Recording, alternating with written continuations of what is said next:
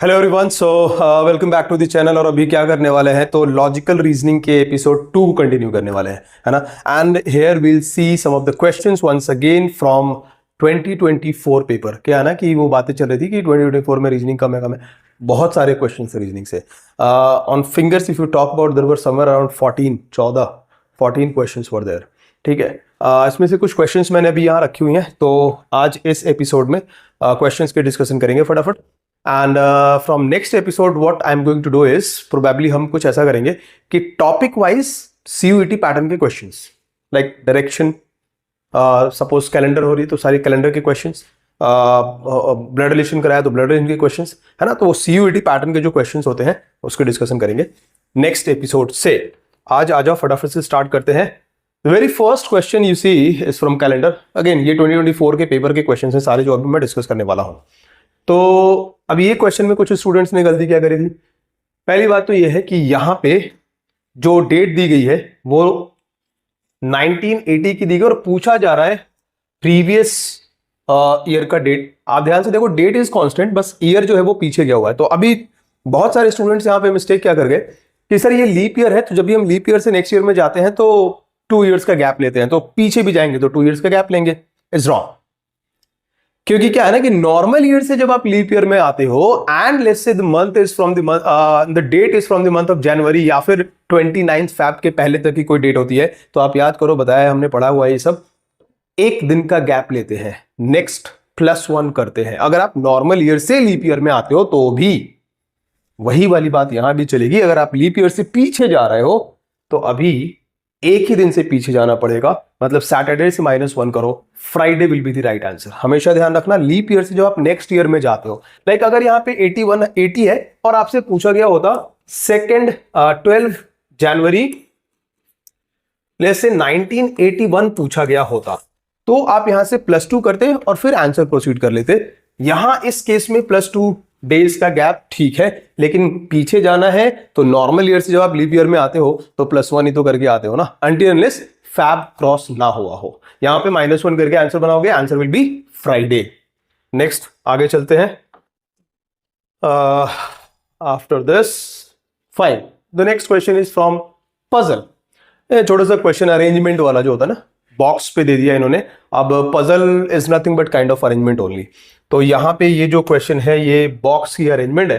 कहा उन्होंने कि 5 boxes are there, A1 A2 A5, और एक दूसरे के ऊपर उनको रखा गया है। नाउ क्वेश्चन यहां से स्टार्ट होता है, A इज जस्ट अबव 5। तो A जो है वो just A1 is just above 5। यहां पे कुछ ऐसे आप इसको अरेंज कर सकते हो।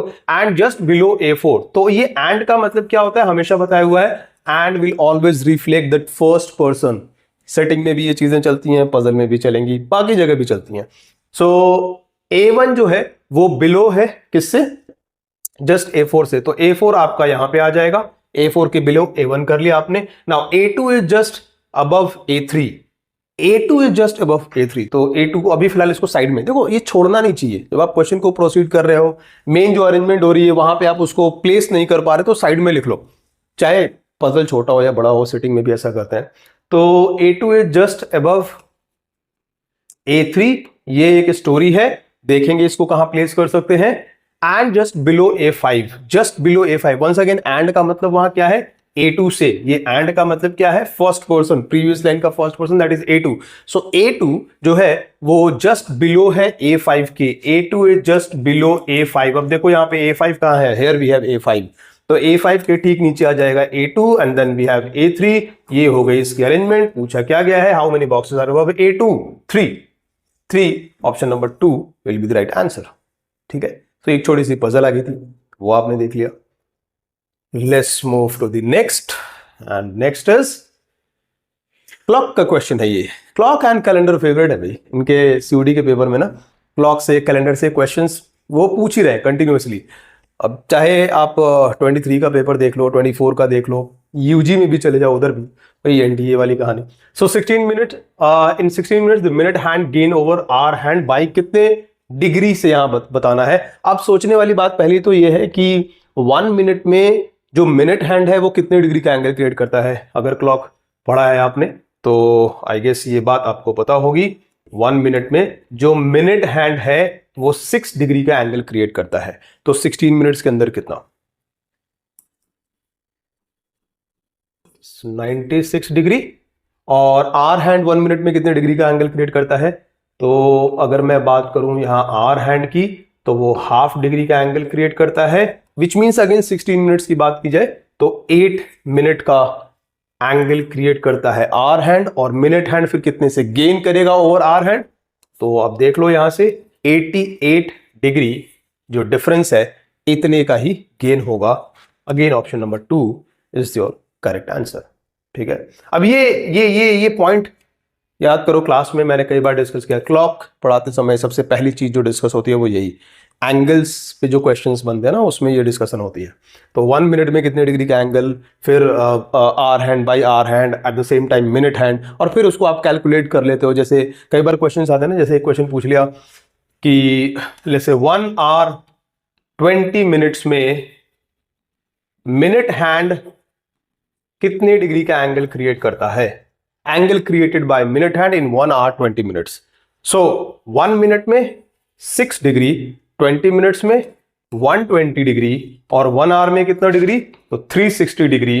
360 प्लस 120 आपका आंसर हो जाएगा, राइट? तो ये इस तरीके के क्वेश्चंस कैसे आप सॉल्व कर पाओगे? जब आपके दिमाग में ये वाली बात फिट होगी, ये आर हैंड के लिए भी और मिनट हैंड के लिए भी, है ना? नेक्स्ट,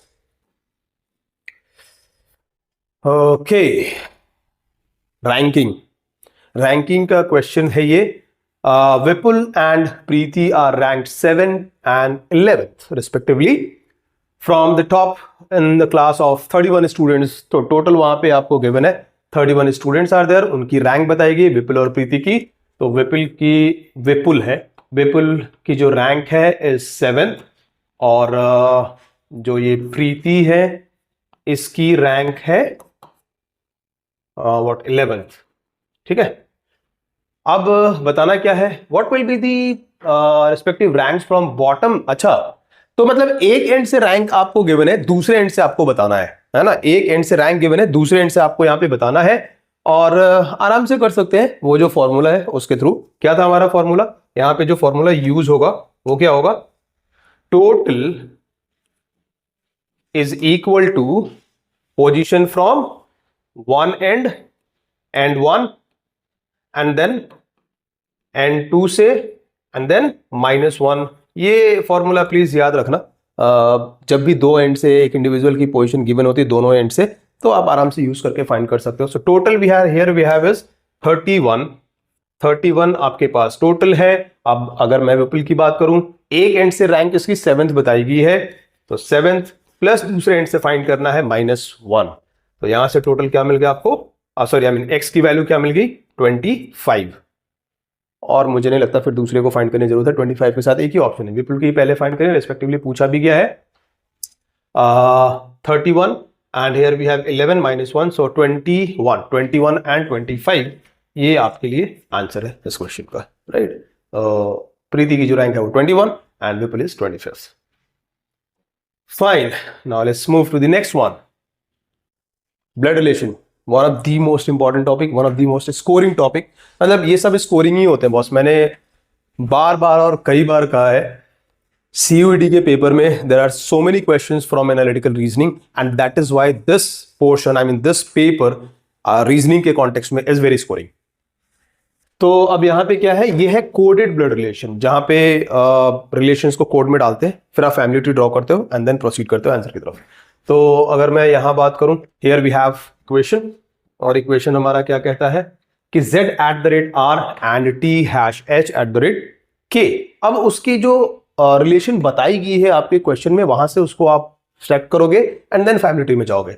सो z@r मतलब क्या है, ये देखो, a@b means a is wife of b। बस वही वाली जो रिलेशन है वहां पे आपको बनानी है, फैमिली ट्री में डालना है। तो बेसिकली ये a और z के फॉर्म में लिखा, आपको z और r के फॉर्म में बनाना है। z is wife of r, which means r will be by default male, husband हो जाएगा वो। अगले में कहा r and t, so r and t relation यहां से निकाल लो। a एंड b में जो मीनिंग है, a is brother of b, so what you will say, r is brother of t, then T#H यहां से फाइंड कर लिया, A is daughter of B, आप कहोगे T is daughter of H, so T is daughter of H, अब daughter of H है तो H को ऊपर बनाना पड़ेगा, and again H at the rate K, at the rate का मतलब होता है A is wife of B, मतलब H is wife of what, K आपका यहां मेल बन जाएगा। सो ये इक्वेशन के लिए पहले we have to draw that family tree at first, ठीक है। तो ये हो गई हमारी family tree, and then question यहां पे पूछा गया है that how is K related to Z, जो K है उसका Z से क्या रिलेशन है। तो ये देखो K का रिलेशन Z के साथ यहां पूछा गया, रिवर्स मत कर देना प्लीज, यस चलो we do not have any option reverse में, पूछा ये गया है कि how is K related to Z, बन जाता है वो फादर इन लॉ। ऐसा कई बार करते हैं स्टूडेंट्स, मिस्टेक करते हैं, रिवर्स वाला आंसर करते हैं, ऑप्शन में कई बार वो लिख भी देते हैं, यहाँ अच्छी बात है ऑप्शन में लिखा हुआ नहीं है तो कंफ्यूजन वैसे भी नहीं होगी, बट इनकेस अगर लिखा हुआ हो डॉटर इन लॉ तो कंफ्यूजन हो जाती है। So here right answer is father in law. आप ध्यान रखना कि किसका रिलेशन किससे पूछा गया है। अगर कोई मेरे से शॉर्ट में पूछे कि सर वो चीज क्लियर कर दो, तो मैं हमेशा कहूंगा कि ये जो फर्स्ट मेंबर होता है ना, इसका ही रिलेशन बताना है सेकंड वाले से, बट ये इस तरीके से रटना इज नॉट राइट, ठीक है। आगे आ जाओ, next. Okay, so here we have a question from coding decoding. ये टॉपिक भी अगेन इंपॉर्टेंट ही होता है। कोडिंग डिकोडिंग में ये है सब्स्टिट्यूशनल कोडिंग, एक को दूसरे से, दूसरे को तीसरे से रिप्लेस करते हैं। पूछा क्या गया है, डायरेक्ट क्वेश्चन पे जाओ, डायरेक्ट क्वेश्चन पे जाओ, ऐसे वाले में तो डायरेक्ट क्वेश्चन पे जाओ। पूछा गया है लिजार्ड, और लिजार्ड करता है क्या है, तो क्रॉल करता है ना, क्रॉलिंग वाली चीजें जो है वो उसके लिए सुटेबल है, वही उसके लिए यूज में आएगा यहाँ पे। एंड अब देखो क्रॉलिंग को किससे सब्स्टिट्यूट किया गया है, तो animals who crawl are called what, flying. यहाँ पे जो सब्स्टिट्यूशन हुई है क्रॉलिंग की वो किससे हुई है, फ्लाइंग से।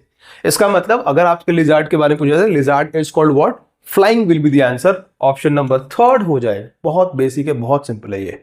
आई मीन इसको करने के लिए पता है 10 सेकंड्स बहुत है, सीरियसली पेपर में तो 10 सेकंड्स। तो ऐसे कई सारे क्वेश्चंस मिलेंगे जो विद इन 10-15 सेकंड्स में हो जाएंगे। अब आपको बस एक बार उसको ध्यान से गो थ्रू करना होता है और कुछ नहीं, वो दिमाग में बिल्कुल सेट होना चाहिए। Next is series, number series. अच्छा बाय द वे, सीरीज के बारे में मैं बता दूं, ये सीरीज में एक छोटा सा एरर है वैसे तो। यहाँ पे 13 नहीं होना था इस सीरीज में, ये जो 13 है ना, इट शुड बी 17। 13 की जगह यहाँ पे ये 17 होगा, तो ये एक एरर था। एक्चुअली ये सीरीज ऐसी नहीं है, ये सीरीज कुछ ऐसी थी, जो एक्चुअल सीरीज है मैं वो बता रहा हूँ। आई गेस 2 एंड देन यहाँ पे हुआ है शायद क्वेश्चन मार्क, अगर जो सीरीज जो एक्चुअल सीरीज है, क्योंकि ये कहीं ना कहीं से लिया हुआ क्वेश्चन है, question mark and then 17 and then 37 and then 77 and so on. ये सीरीज थी, एक्चुअली जो सीरीज है वो ये है।